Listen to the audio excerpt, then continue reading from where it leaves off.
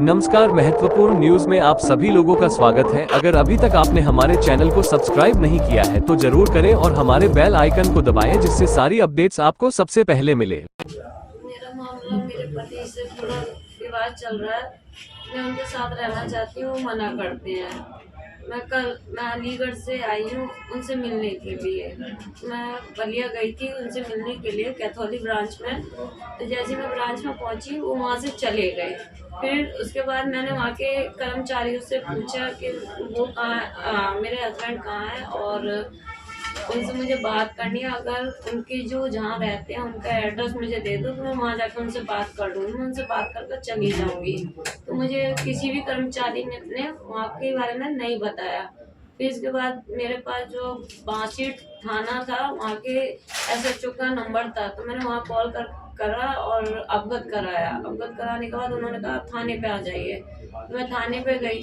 थाने पे मैंने बात की तो वहाँ उन्होंने उनका नंबर से निकाल के तो उनसे बात करने की कोशिश की। बात की उन्होंने तो कहने लगा मैं किसी काम से आया हूँ। उन्होंने कहा कि आपकी बीवी आई है।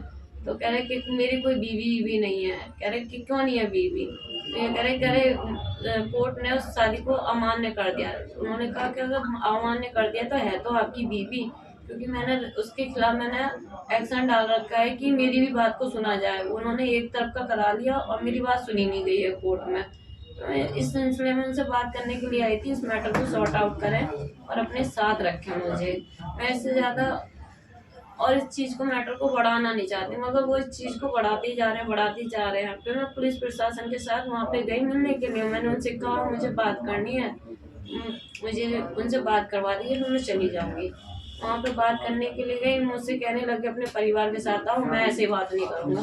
ठीक है, मैं परिवार के साथ आऊँगी, मैं बुला लूँगी, मैं रहना चाहती हूँ। फिर अपने परिवार को बुला कर लाओ और मैं जब भी बात करूँगा, मगर रखूँगा नहीं। मुझे रहना, मैंने ये कहा उनसे मैं मर जाऊँगी, तुम्हें पता है कि मैं तुम्हारे बिना नहीं रह सकती। मैं ये बताइए कब आपकी शादी हुई थी उनसे? मेरी शादी 28 अक्टूबर 2020 में हुई थी।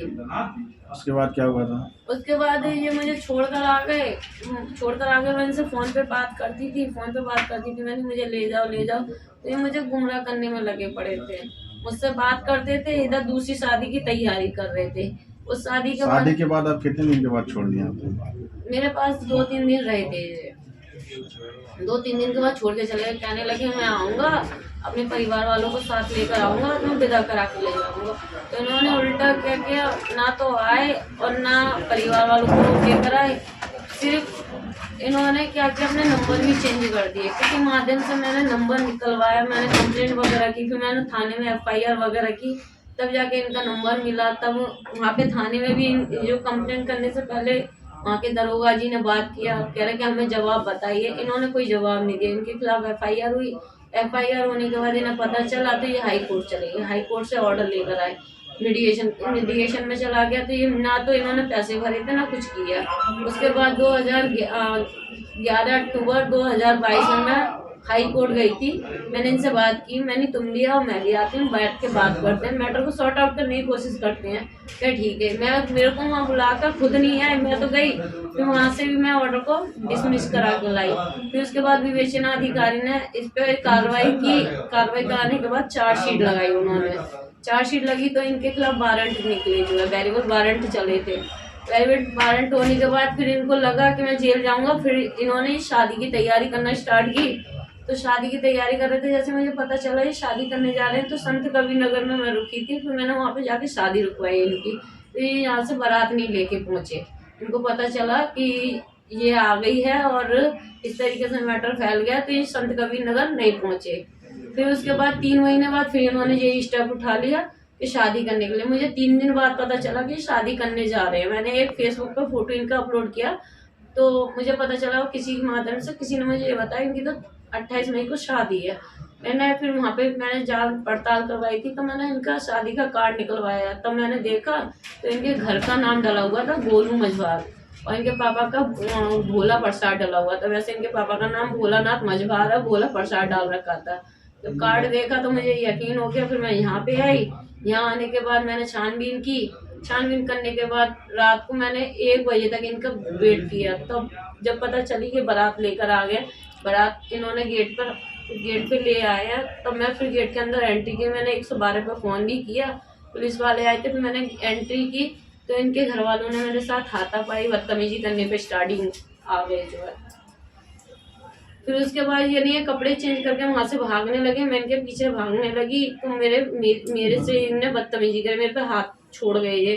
तो फिर वहाँ पे जो बहुत ज़्यादा रात के 1-2 बजे तक ड्रामा बहुत बड़ा क्रिएट हुआ। फिर मैंने इनके खिलाफ FIR करी थी वहीं पे थाना। आप अब क्या चाहती हैं? इनके साथ रहना चाहती हूँ और इनसे जो है जो भी बात है ये शांतिपूर्वक गोरखपुर में SSP को या किसी भी वरिष्ठ अधिकारी को एप्लीकेशन आपने दिया है इस बाबत? उस टाइम पे जब हम आए थे SSP ऑफिस में तो SSP साहब बैठे नहीं थे, हम उनके वहाँ पे गए थे मगर बैठे नहीं थे उस टाइम। आगे क्या चाह रही हो? यही चाह रही हूँ कि मैं इनके साथ रहना चाहती हूँ। ये इतना मैटर को फैला रहे हैं, इतना विवाद बढ़ाते जा रहे हैं, सॉर्ट आउट करें और जिस तरीके से फैमिली रहती है उस तरीके से अपना हम बस ये मुझे इस तरीके से तोड़ना चाहते हैं, डेमोलाइज करना चाहते हैं कि मैं दूसरी शादी करके इसे नीचे दिखाऊं और इसको इस तरीके से कर दूं तो ये पूरी तरीके से टूट जाएगा। जो आपने शादी की उसका प्रूफ है आपके पास पूरा? हाँ, मेरे पास शादी की आपके वीडियो। हस्बैंड कहाँ पे कार्यरत हैं इस समय? कैथोली ब्रांच है। ब्रांच कौन सा है? कैथोली जिला कौन सा बैंक है? जनपद बलिया। बैंक का नाम है? Central bank of India. आपका नाम? मेरा नाम अंजलि कुमारी।